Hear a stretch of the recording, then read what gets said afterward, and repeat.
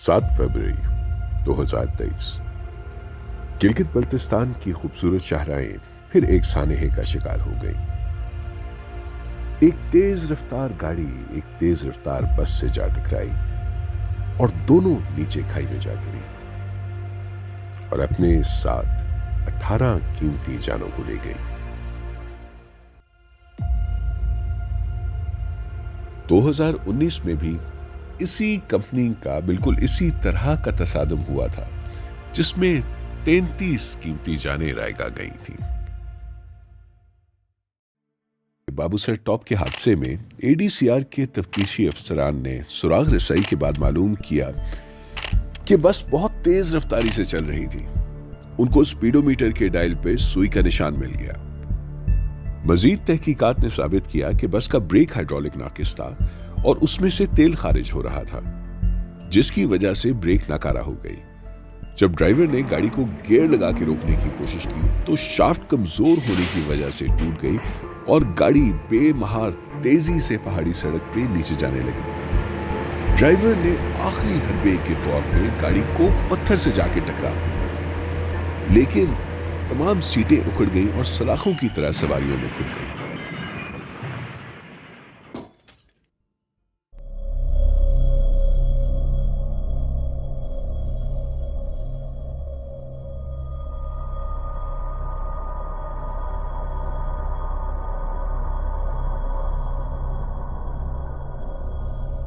अगर सीटें मेयार के मुताबिक होती तो शायद इतनी जानें जाया ना होती।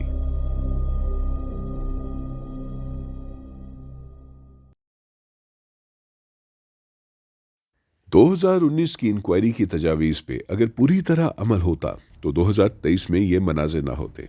मगर इस दफा गिलगित बल्तिस्तान हुकूमत ने ये कदम उठाया कि इन हादसों को दोबारा ना होने से बचाने के लिए हर मुमकिन इक़दाम उठाया जाएगा। इसके लिए इस मसले की जड़ तक पहुंचना जरूरी था। कमिश्नर गिलगित डिवीजन नजीम आलम ने मुल्क के बेहतरीन तफ्तीशियों एडीसीआर को बुलाया और अपनी सरबराही में तहकीकात शुरू कर दी। पहला काम सड़क पे निशानात को समझना था। सड़क पे बहुत सारे निशानात मौजूद थे। पहला निशान एक स्किड मार्क्स के गिरोह का था, जो गालिबन किसी नॉन एबीएस छोटी गाड़ी का था। उन्हीं स्किड्स के बीच में एक बड़े टायर के स्कफ का निशान था। फिर सड़क पे एक और निशान भी था, जिसको समझना थोड़ा मुश्किल था। पहाड़ की जानिब डीजल गिरने का निशान भी मौजूद था, जो कि हादसे के कुछ बाद का था। सड़क की एक तरफ लोहे की रगड़ के निशान भी थे।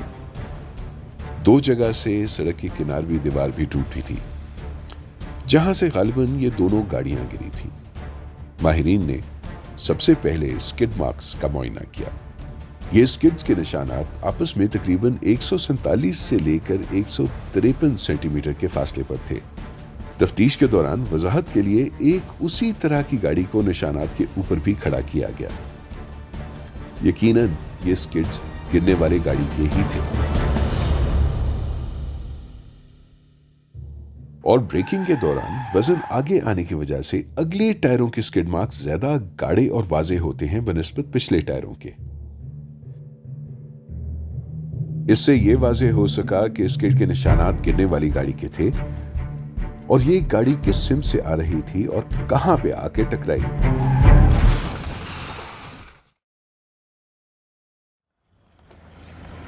अब अगला कदम इस गाड़ी के मलबे को देख के समझना था कि ये गाड़ी टकराई किस सिम से। यहां देखा जा सकता है कि फायरवॉल पीछे की तरफ जोर से धकेली गई है, यानी कोई बड़ी गाड़ी सामने से दाईं तरफ से आके लगी है।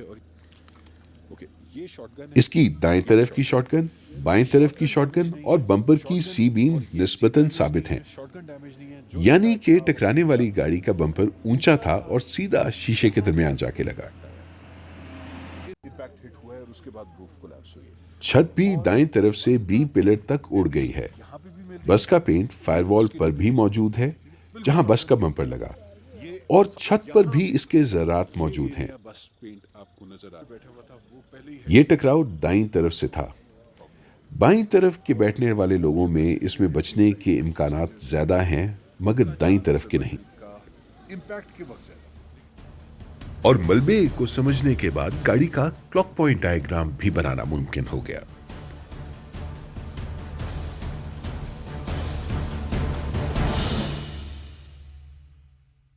अब अगला कदम बस को देखना था। यह बस मुकम्मल तौर पे तबाह हो चुकी थी और इसकी छत उखड़ कर कहीं और पड़ी थी। बस की वैसे तो हर तरफ निशान मौजूद थे, मगर दाईं जानिब बम्पर के नीचे कुछ ऐसे निशानात मिले जो सिर्फ लोहे के साथ चोट से ही लग सकते हैं, यानी कि गाड़ी से। बस पर भी गाड़ी का टकराव दाईं तरफ से सामने से हुआ। तफ्तीशियों ने बस के अगले दाएं टायर के ऊपर भी सफेद गाड़ी के टायर के निशान ढूंढ निकाले। यह पूरा हिस्सा बस से जुदा हो चुका था।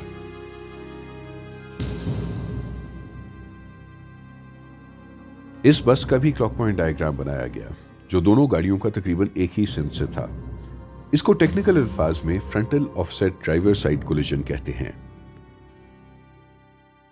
दोनों गाड़ियों का क्लॉक पॉइंट डायग्राम आपस में जोड़कर जब स्किड मार्क्स के मुताबिक रखा गया तो नक्शे पे तसादुम की जगह और फितरत मुकर्रर हो गई। सड़क पर स्किड मार्क्स के दरमियान एक स्कफ मार्क भी मौजूद था जो खाई की तरफ मुड़ रहा था।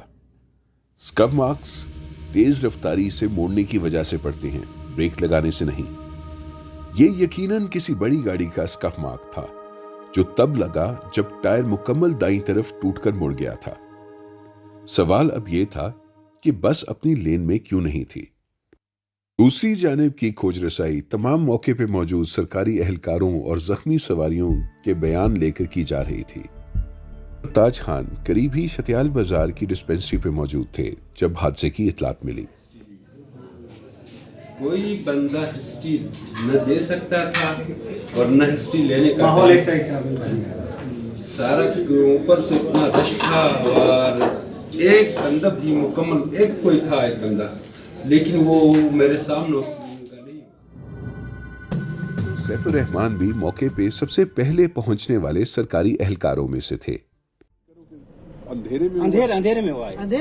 एक्सीडेंट भी अंधेरे में हुआ है। कि मगरिब का नमाज में इस मस्जिद में पढ़कर मैं गया हूँ। अच्छा। फिर मैंने थाने पहुंचा, आधा घंटे का रास्ता है थाना, उधर से मैं दोबारा वापस आया। जब 7:10 से मैंने वहाँ पर नोट भी कराया। बस में एक छोटी बच्ची भी सवार थी। मैं बस के बीच में खड़ी हुई थी और ड्राइवर बहुत तेज़ी से गाड़ी चला रहा था और दूसरी बस का पीछा कर रहा था। बाकी मुसाफिरों ने भी उसे कई बार बोला कि आहिस्ता हो जाओ। फिर अचानक मैंने रोशनी देखी और मैं बाहर की तरफ कूद गई। असलत खान हादसे के वक्त गाड़ी में अगली सीट पे ड्राइवर के साथ बैठा था। वो बस वाला किसी ओवरटेक किया था उसने, फिर आपके सामने आ गया था। सामने बिल्कुल सामने आ गया और साइड से ओवरटेक किया। अच्छा, कोई और गाड़ी थी, मजरा थी? उससे पहले दो तीन गाड़ी आ गया था, वो चला गया थोड़ा। लेकिन ये ओवरटेक कर रहा था किसी को? तो काट के दो बस पहले थे, उससे 3 बसें। तीसरे नंबर पे था, अचानक क्यों बाहर निकला है, आगे से थोड़ा सा निकाला है तो। बस और गाड़ी दोनों की सवारियों ने ओवर स्पीडिंग का जिक्र भी किया और ड्राइवर की लापरवाही से अगली बस को ओवरटेक करने की कोशिश करने का भी जिक्र किया। तमाम पहलुओं को जोड़कर एडीसीआर के माहिरीन ने पूरे हादसे का नक्शा मौका बना लिया। बस ड्राइवर तेज रफ्तारी से गाड़ी चला रहा था और अपने से अगली बस को मोड़ पे ओवरटेक करने की कोशिश कर रहा था। जैसे ही सामने से आती हुई गाड़ी को देखा तो बस को वापस लेन में करने की कोशिश की, लेकिन बहुत देर हो चुकी थी।